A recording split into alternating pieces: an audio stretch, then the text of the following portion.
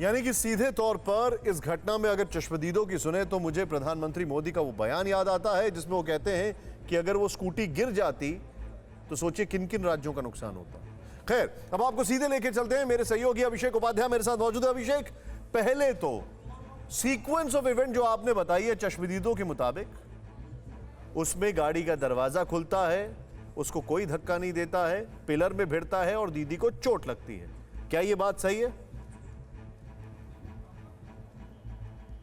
देखिए, हम सारी बातें वो बता रहे हैं निशांत जो हमको चश्मदीदों ने बताई हैं। चूंकि ये मामला इन्वेस्टिगेशन पे है, हम अपनी राय अभी इसमें कुछ नहीं दे रहे हैं। हम आपको वो बता रहे हैं जो मौके पर, स्पॉट पर हम पहुंचे निशांत, और वहां पर हमको पता चला। 3 चीजें महत्वपूर्ण हैं निशांत। पहली बात है कि आप गौर कीजिए, रैंडमली मैं पूछ रहा हूं, हर कोई एक ही कहानी बता रहा है। उस पिलर को दिखा रहा, जिस पिलर से उनके मुताबिक चोट लगी दीदी को। उसके बाद फिर वो कहते हैं कि बर्फ आई, चूंकि चोट लग गई थी।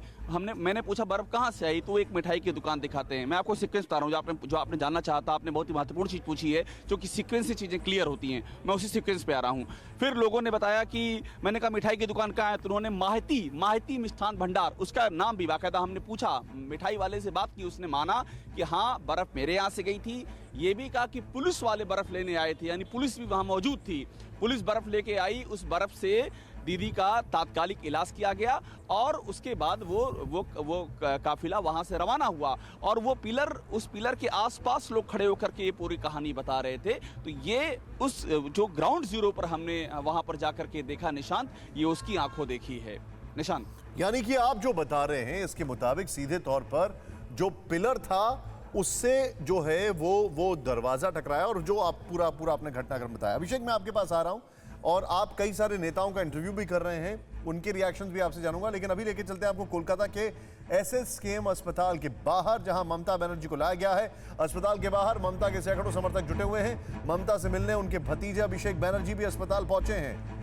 रवि दत्ता हमारे साथ है। रवि, सबसे पहले तो ममता दीदी की हालत कैसी है? देखिए, अभी तक जो है उनको हॉस्पिटल में लाया गया है, क्योंकि उनके पैर में चोट लगे हैं। वो दरवाजा के चलते हो या तो किसी ने धक्का दिया हो।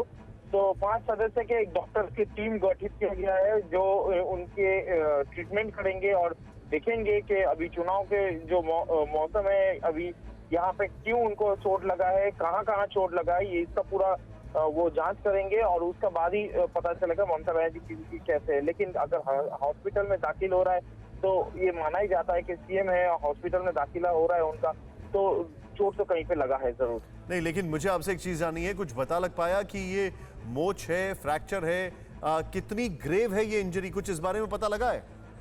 नहीं, देखिए, अभी तक तो ये इसका बारे में कोई खुलासा नहीं हुआ, क्योंकि एक्सरे होगा फिर देखा जाएगा। तो अभी तो 5 डॉक्टर के जो टीम्स हैं वो यहाँ पे इनके डॉक्टर उनका जांच कर रहे हैं कि पैर में लगा है या तो, क्योंकि वो सीने में दर्द और वहां पर जो लोग इकट्ठा हो रहे हैं, कितनी भीड़ है वहां पर? देखिए, लोग तो बहुत सारे जुट चुके हैं, क्योंकि जो लोग हैं ये तृणमूल कांग्रेस के समर्थक है। जैसे कह रहे थे आप, अभिषेक बनर्जी खुद वहाँ पे आए, अभिषेक बनर्जी का भी मास फॉलोइंग है, तो अभिषेक बनर्जी भी आई है। और क्योंकि बार मैं यही कह रहा हूँ कि चुनाव का मौका है, तो अगर ममता बनर्जी एक पार्टी के सुप्रीमो है, उनके ऊपर अगर कोई आक्रमण होता है या तो फिर चोट लग जाती है उनको, तो कहीं पे सेंटीमेंट काम करता है। और वो सेंटीमेंट के चलते लोग यहाँ पे इकट्ठा हुए हैं, जो कि ये उत्सुकता से वेट कर रहे हैं, यहाँ पे ये जानने की कोशिश कर रहे हैं कि ममता बनर्जी का आखिर हालत अभी कैसा है। क्या उनको कुछ गंभीर चोट आई है या तो फिर उनको वो गिर गई थी, उनको कहीं खरोच आया है। आप जो बता रहे हैं, देखिए अभिषेक, रवि, इस जानकारी के लिए बहुत बहुत शुक्रिया। हम यही कामना करते हैं वो जल्दी से स्वस्थ हों, ठीक हो जाएं, उनको कोई गंभीर चोट ना लगे। लेकिन इन्वेस्टिगेशन अपनी जगह। मैं सीधे चलूंगा अभिषेक उपाध्याय के पास। अभिषेक, एक एलिमेंट ऑफ डाउट इस चीज से आता है कि प्रदेश की मुख्यमंत्री हैं, कोई हल्की बात नहीं है। प्रदेश की मुख्यमंत्री के इर्द गिर्द बहुत सारी पुलिस होती है, उनके बहुत सारे सिक्योरिटी व्यवस्था की चीजें होती हैं और हर चीज को पहले सैनिटाइज किया जाता है। तो ऐसे में अगर वो बोलती हैं कि मेरे ऊपर हमला हुआ है, तो ये अपने आप में एक बहुत बड़ा एलिमेंट ऑफ डाउट नहीं क्रिएट करता है?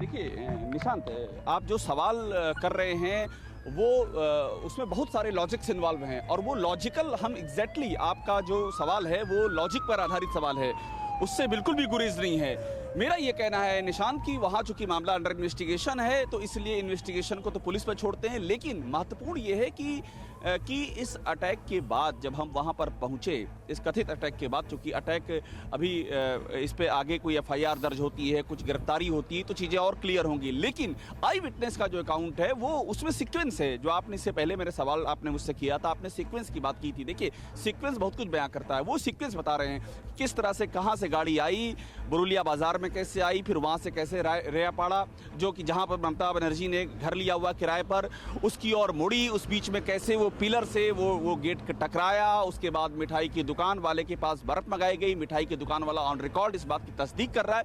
तो ये सीक्वेंस जुड़ता है अपने आप में निशांत, और इसीलिए जो भी हम, चूंकि अभी हम इसमें कई सारे लॉजिक हैं, कई सारे सवाल हैं, लेकिन हम एग्जैक्टली इसको प्लेन रखते हैं, और उसको छोड़ देते हैं इन्वेस्टिगेशन एजेंसियों के ऊपर कि वो उसमें क्या नतीजा निकालते हैं। लेकिन ये बहुत ही महत्वपूर्ण है जो आई विटनेस कह रहे हैं, क्योंकि वो आंखों देखी है उनकी।